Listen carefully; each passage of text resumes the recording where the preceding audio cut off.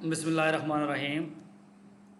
अस्सलाम वालेकुम dear students. आज का हमारा जो लेक्चर है उसकी जो आउटलाइंस है वो आपके सामने है। आज हमने चैप्टर 8 से जो टॉपिक से डिस्कस करने हैं वो एक तो है physical properties of alkanes. Alkanes की जो फिजिकल प्रॉपर्टीज़ है उसको डिस्कस करना है। इसके अलावा जो रिएक्टिविटी ऑफ अल्केन्स, अल्केन्स की जो रिएक्टिविटी है उसकी जो एक्सप्लेनेशन है on the basis of the non polar nature और inertness of the sigma bond उसको एक्सप्लेन करना है। उसके बाद जो रिएक्शंस हैं अल्केन्स के उसको डिस्कस करना है वन बाय वन। तो जी आज जी फिजिकल प्रॉपर्टीज़ ऑफ अल्केन्स। तो फिजिकल प्रॉपर्टीज़ के हवाले से जो अल्केन्स हैं इनके सबसे पहले हम डिस्कस करते हैं डेंसिटी। तो लेस डेंसर है देन वाटर, वाटर से इनकी डेंसिटी जो होती है वो कम होती है, मैस इनके कम होते हैं, गैसेस फॉर्म में होते हैं। कार्बन 1 to 4 हम पहले पढ़ चुके हैं, जो है गैसेस फॉर्म में होते हैं, कुछ लिक्विड फॉर्म में होते हैं, कुछ सॉलिड फॉर्म में होते हैं। तो जो लोअर होते हैं अल्केन्स उनकी डेंसिटी होती है वो वाटर से कम होती है। Electrical conductivity cannot conduct electricity because there are no free moving electrons। इनके अंदर free moving electrons नहीं होते, जिसकी वजह से जो इनकी जो कनेक्टिविटी है वो नहीं होती, इसमें से करंट वगैरह पास नहीं हो सकता। इसके अलावा हमारे पास है solubility, dissolve in organic solvents and insoluble in the water. Alkanes जो है ये नॉन पोलर होती हैं और नॉन पोलर सॉल्वेंट्स के अंदर ही डिसॉल्व हो सकते हैं। वाटर क्योंकि पोलर है उसके अंदर ये डिसॉल्व नहीं होते। फिजिकल स्टेट्स है room temperature, carbon 1 to 4 are gases, 5 to 17 are liquids and जो हैं जो मोर देन 18 कार्बन एटम वाला जो अल्केन्स हैं दे आर सॉलिड्स।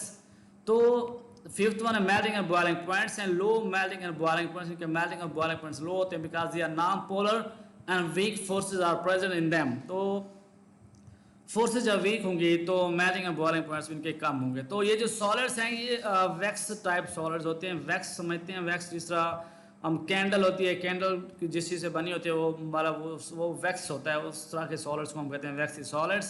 तो ये फिजिकल प्रॉपर्टीज ऑफ अल्केन्स हैं। नेक्स्ट वन हमारे पास है शॉर्ट क्वेश्चन है, explain the effect of increase in number of carbon atoms in the alkanes molecule. अगर कार्बन एटम बढ़ाते जाएं अल्केन्स मॉलिक्यूल्स के अंदर तो उनके मेल्टिंग और बॉइलिंग पॉइंट्स में क्या इफेक्ट पड़ेगा।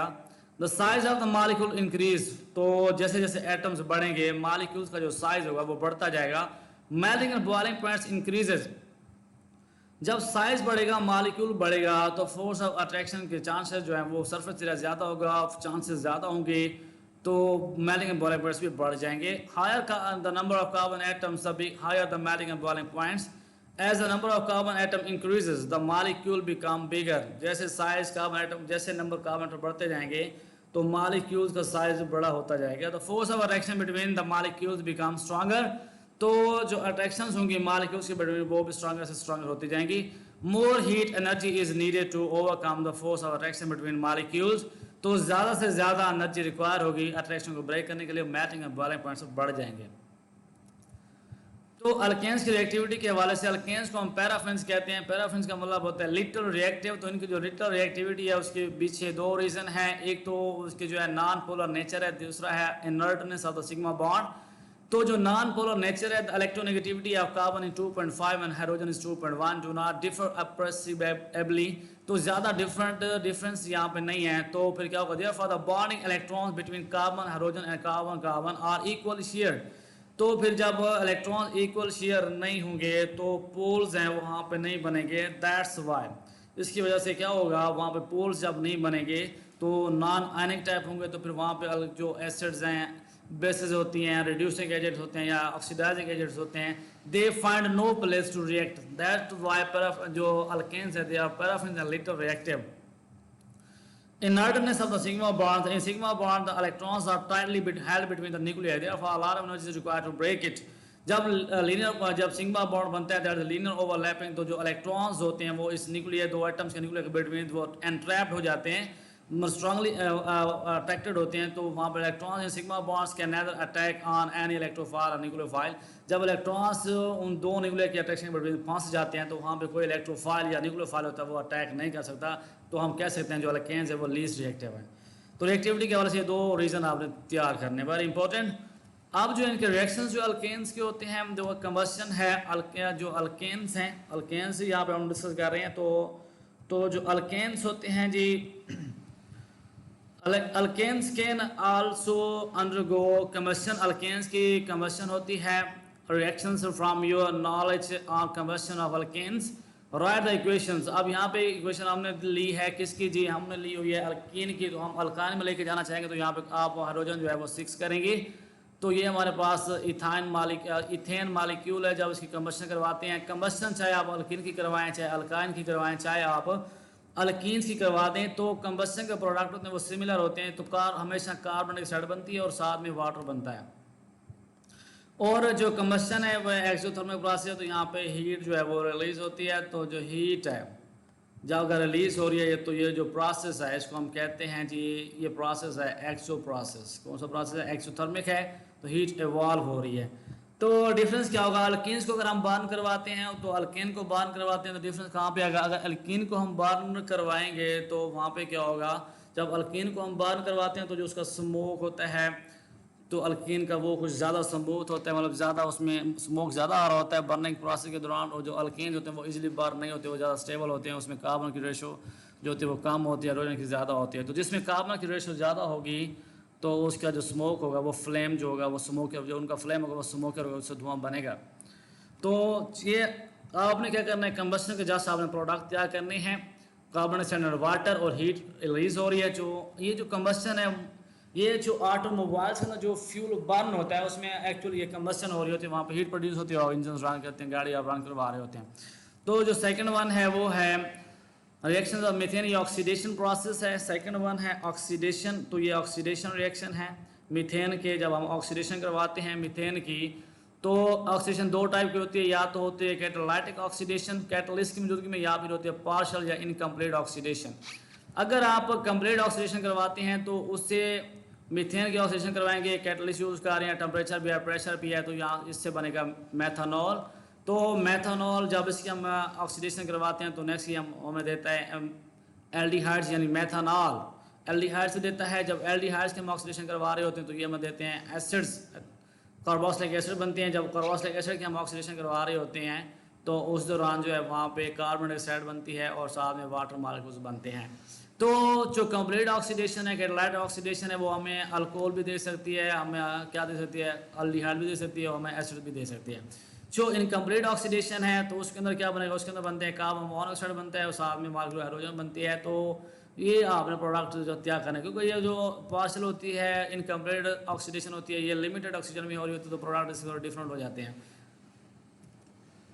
जो थर्ड वन है वो प्रोसेस है वो नाइट्रेशन है। Alkanes undergo nitration react at high temperature with replacement of hydrogen atom by nitro group. जो हाइड्रोजन एटम होता है उसको हम रिप्लेस कर रहे होते हैं नाइट्रो ग्रुप के साथ, तो इस तरह हम नाइट्रेशन करवा रहे होते हैं। मतलब जो कंसनट्रेटेड HNO3 है उसका हम रिएक्शन करवा देते हैं किसके साथ? अल्केन के साथ। तो होगा क्या? ये हमारे पास अल्केन है, जो सिंगल बॉन्ड जो हाइड्रोजन है, और यहाँ से नाइट्रिक एसिड से जो HOI दोनों रिलीज हो जाते हैं, ये बनाते हैं वाटर, वाटर साइड पे हो जाता है। और साथ में जो R है उसके साथ लग जाता है NO2, NO2 जब लगेगा जो बनाएगा नाइट्रो अल्केन्स बन जाएंगे। ये हमारे पास कंपाउंड मीथेन है, मीथेन का हाइड्रोजन एक और एक यहाँ से हाइड्रोक्सिल दोनों कंबाइन हो गए, ये बना लेंगे नाइट्रोमीथेन, नाइट्रोमीथेन बन जाती है और साथ में वाटर जो है वो रिलीज हो जाता है।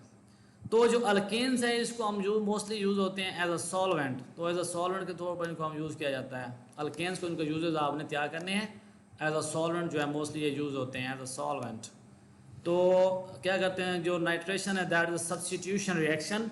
सब्सटीट्यूशन वो होता है रिप्लेसमेंट होती है, यहाँ पे हम हाइड्रोजन को रिप्लेस करवा रहे हैं, तो इट मीन्स ये सब्सटीट्यूशन रिएक्शन है ऑफ अल्केन्स। तो सब्सटीट्यूशन रिएक्शन एक और है जी, हेलोजिनेशन है। हेलोजिनेशन रिएक्शन जो होता है, आपने हाइड्रोजन को रिप्लेस करना होता है विद हेलोजन एटम्स। तो हेलोजन एटम के साथ अगर हम रिप्लेस करवा रहे हैं तो इट मीन्स ये हेलोजिनेशन प्रोसेस है। तो ये हेलोजिनेशन, तो जो हेलोजिनेशन है that's take place in the presence of ultra violet light, UV region की लाइट अगर वहाँ पे अवेलेबल है तो वहाँ पे जो है हेलोजिनेशन हो सकती है। For example methane react with chlorine to form chloromethane, ये इसके स्टेप्स जो है वो आपके सामने गिवन है। CH4 Cl2 रिएक्ट करते हैं, ये बनाते हैं अल्ट्रावायलेट लाइट की मौजूदगी में बनाते हैं क्लोरोमीथेन, और साथ में HCl जो है वो वहाँ से रिलीज हो जाता है। This is substitution, the hydrogen atom in the methane is replaced by chlorine atoms.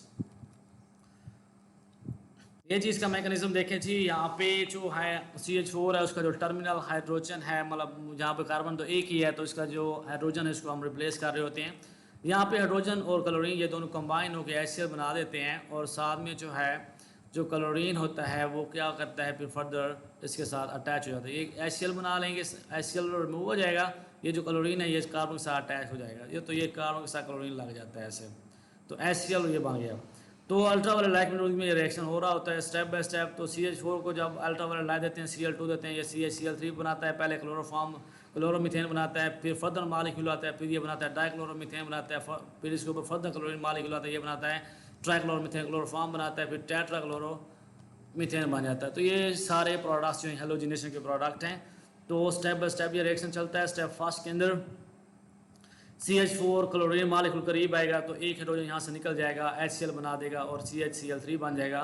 CH-Cl3 के ऊपर दोबारा Cl2 रिएक्ट करेगा तो फिर ये बनाएगा CH2Cl2, तो ये डाइक्लोरोमीथेन बनाएगा। फिर डाइक्लोरोमीथेन के ऊपर फर्दर क्लोरीन मालिक्यूल आएगा तो ये बनाएगा ट्राइक्लोरोमीथेन, जो ट्राइक्लोरोमीथेन बनाएगा और HCl यहाँ से रिमूव हो जाएगा। फिर क्या होगा लास्ट टाइम में जो है CH-Cl3 फिर क्लोरीन मालिक्यूल इसके करीब आएगा तो ये बनाएगा CCl4 टेट्राक्लोरोमीथेन बनाएगा और एक HCl मालिक्यूल यहाँ से चला जाएगा। तो ये मैकेनिज्म आपने क्या करना, वेरी इंपॉर्टेंट लॉन्ग क्वेश्चन। तो लास्ट वन हमारे पास है वो uses of methane. Methane mostly जो है ये होम्स के अंदर बिल्डिंग्स के अंदर यूज़ होती है, बहुत ज़्यादा केमिकल्स बनाने के लिए इसको यूज़ होता है, ल्यूमिनेटिंग गैस के तौर पर भी यूज़ होती है।